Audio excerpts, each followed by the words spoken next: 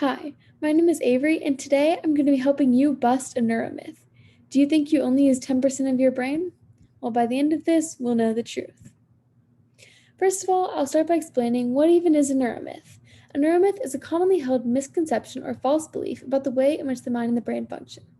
Just as suggested by its name, a neuromyth is a myth, therefore, it's not true. And because of the efficient means of social media, news outlets, and publications, and even word of mouth, these false beliefs have run rampant across society. I know I've fallen for a neuromyth before.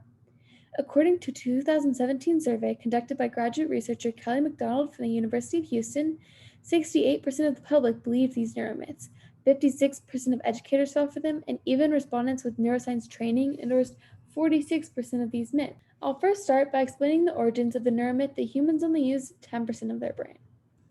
Most commonly, the myth that humans only use 10% of their brains is traced back to a misquote from Albert Einstein, since he's so revered. Although it is undocumented, Einstein allegedly stated to a journalist in an interview about his developments in intelligence that he only used 10% of his brain. That seems hard to believe. In 1907, an American philosopher and psychologist, William James, published a statement in his book, The Energies of Men, which was also misinterpreted by audiences worldwide.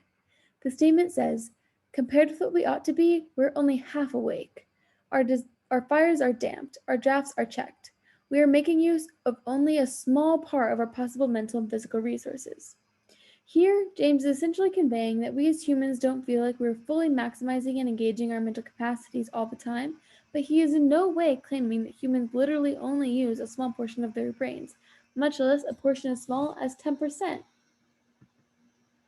So now it's time to debunk this myth. There is no scientific evidence supporting the claim that humans use only 10% of their brains. From an evolutionary standpoint, it is unlikely that the human brain would have increased in size to this extent if there were not a benefit, such as increased intellectual capacity, that accompanied this change. In short, the way evolution works would not have allowed humans to develop an unadvantageous trait. The average human brain weighs about 3 pounds, and if 90% of the brain was removed, leaving someone with this 10%, that would only be 0.3 pounds of brain tissue. That's about the size of a sheep brain.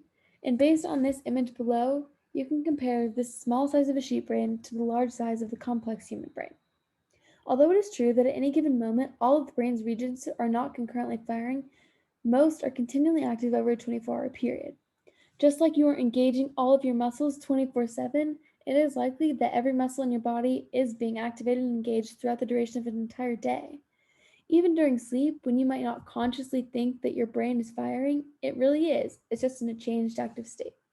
You can also look at visualizations of this evidence. So far, during neurosurgeries, electrical stimulation of the brain has failed to reveal any dormant areas. Also, the numerous medical screening technologies we have today continue to debunk this myth. We can first look at the example of a PET scan. In a PET scan, a glucose tracer is injected into a patient and metabolized by the brain. As the brain processes this glucose, the structures become active, and the more active the structure, the greater emission of positrons. And this emission appears as color on the final image, which you can see below. The warmer the colors is the higher the brain activity, and this brain looks pretty active to me.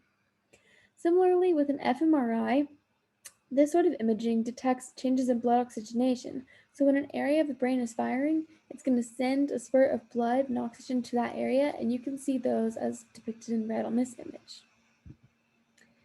These neuromyths are unfortunately still present in society today. It has been uncovered that nearly half of primary school teachers include teaching this myth in their lesson plans and in classrooms, so clearly, educators themselves are playing a huge role in perpetuating this misinformation. Similarly, the 2014 film Lucy, whose plot focuses entirely on the magical possibilities of what just might happen if humans use this 100% of their brain power, includes a scene during which Morgan Freeman recites, "Imagine if we could access 100%. Interesting things begin to happen." But we all know, after what we've learned today, this neuromyth is not true. So in order for you yourself to stop this myth in its tracks and reset the narrative, you should use your confidence and knowledge from today's lesson to set this neuromyth straight. You could even use neuroimaging as tangible proof. Ultimately, it's not that we as humans use 10% of our brains, rather, it's that we only understand 10% of our brains because of how complex they are. So next time you hear someone claiming that humans only use 10% of our brains or see media spreading this myth, now you know the truth and you should set it straight. Here are the sources I used today. Thank you.